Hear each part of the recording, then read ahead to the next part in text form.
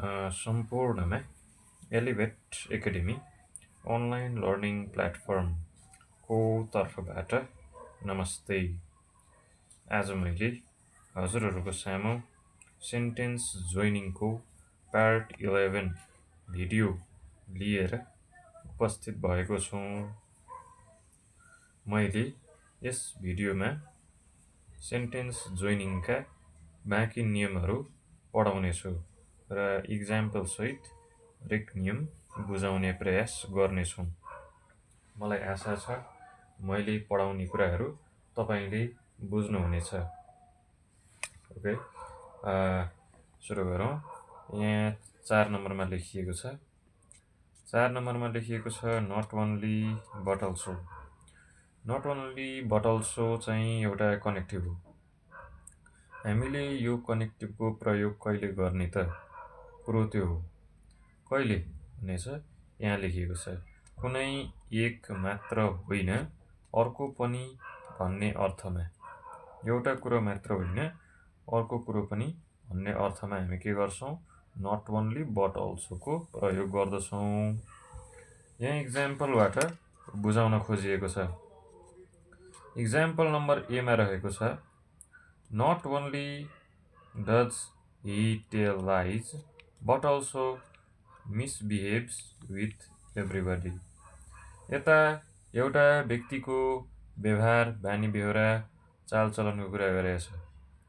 के भनेको छ? पहिलो कुरा टेल लाइज, एउटा व्यक्ति छ जो झुटो बोल्छ।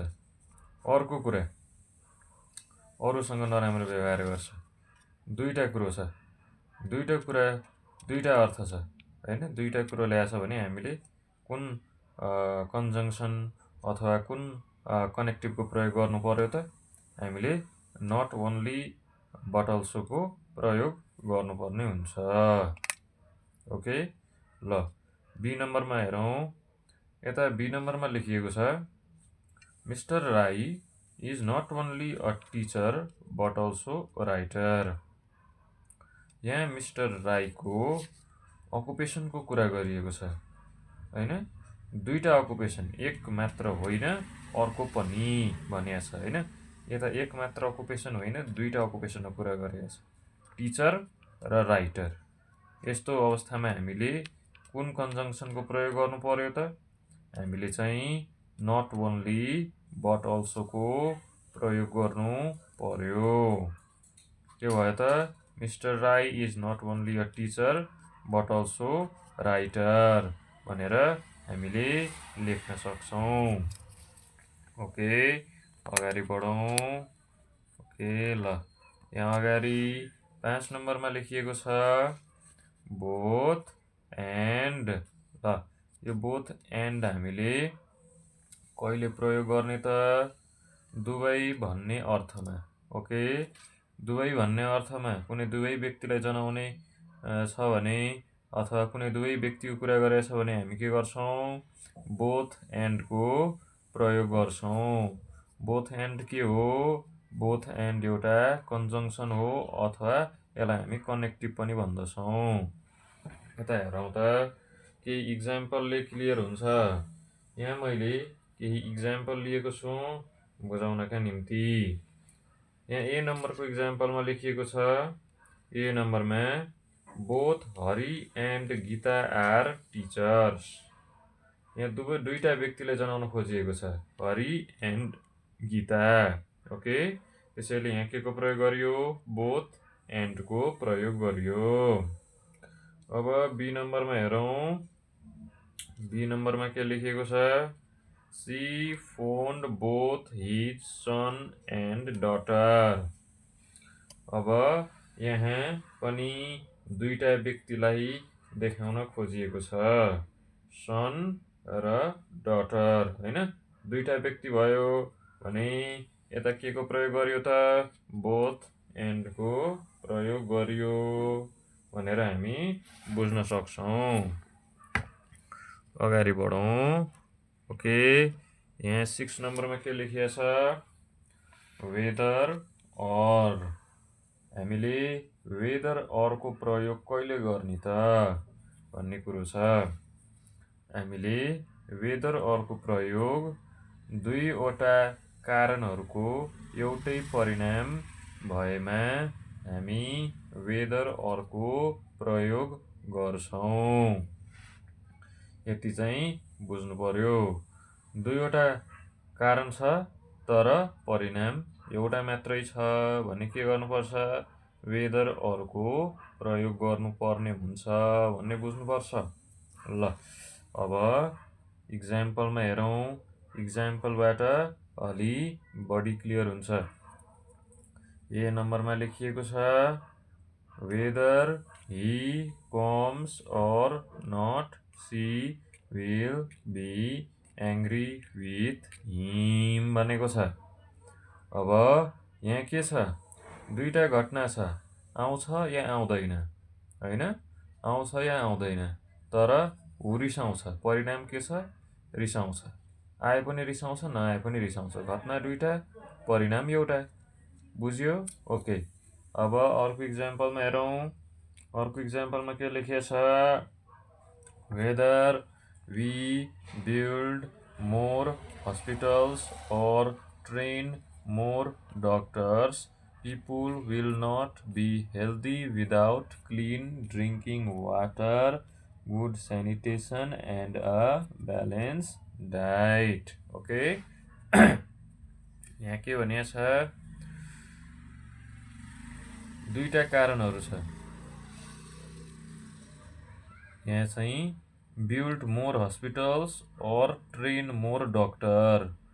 जति धेरै हस्पिटल बनाए तापनि र जति धेरै डक्टरहरू ट्रेन गरे पनि, दुईटा कारण हेर्नु त। जति धेरै हस्पिटल बनाए पनि एउटा कारण, जति धेरै डक्टर ट्रेन गरे पनि दोस्रो कारण। Okay? People will not be healthy भनेको परिणाम। People will not be healthy भनेको के हो? परिणाम। जति हस्पिटल बनाए पनि, जति डक्टर ट्रेन गरे पनि दुईटा कारण, परिणाम एउटा मात्रै। People will not be healthy, people स्वास्थ्य हुँदैनन् भनेको एउटा परिणाम। यस्तो अवस्थामा के गर्यो? वेदर अरको प्रयोग गर्यो, होइन? अब किन हुँदैनन्, किन हेल्दी हुँदैनन्, किन भनेपछि योसँग हामीलाई सरकार भएन, तर पनि म भन्छु without clean drinking water, good sanitation and a balance diet. अब क्लिन ड्रिङ्किङ वाटर जति डक्टर भए पनि अब फोहोर पानी खाएपछि त बिरामी भइ नै हालिन्छ, होइन? सेनिटेसन छैन, ब्यालेन्स डाइट छैन भने त जति ठुकै डक्टर भए पनि बिरामी भइहालिन्छ भन्न खोजेको छ। ल अब हेरौँ त। यहाँ अगाडि लेखिएको छ। ओके ओके ओके ओके ल यहाँ हेरौँ। यहाँ लेखिएको छ before, after, till, until, since.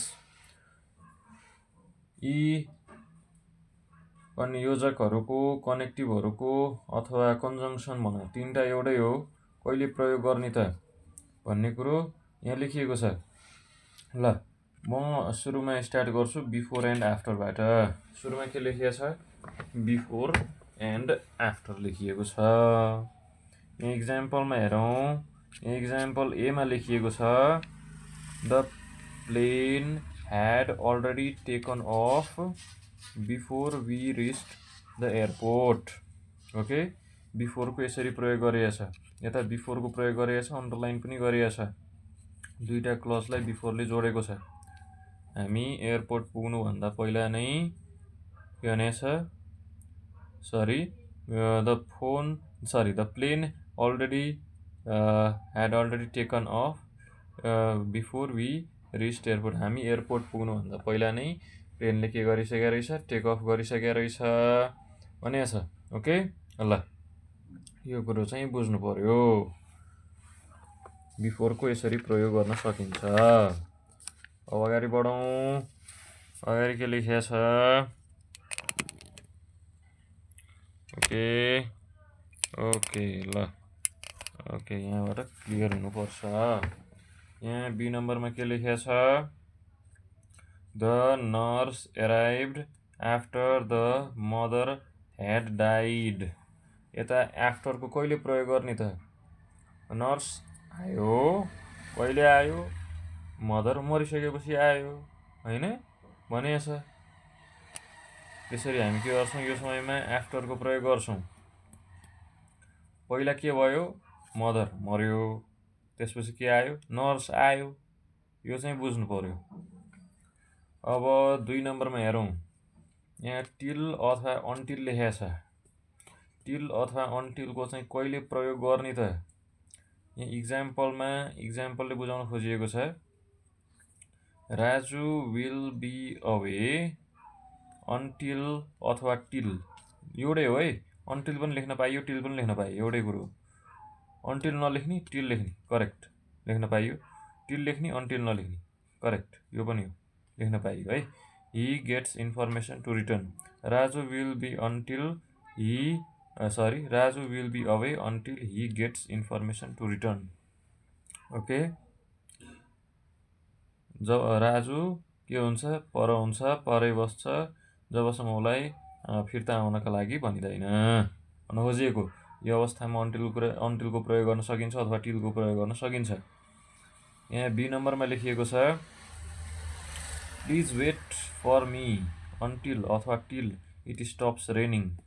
के भनेको छ, please wait for me until or till it stops raining. यो अवस्थामा पनि के गर्न सकिन्छ, टिल अथवा अन्टिलको प्रयोग गर्न सकिन्छ। ओके, सजिलो इक्जाम्पल, सजिलो भाषामा बुझाउन मैले प्रयास गरेको छु। ओके, ल अब 3 नम्बरमा हेरौँ। 3 नम्बरमा के लेखिएको छ, सिन्स लेखेको छ। टाइम वर्डको अर्थमा।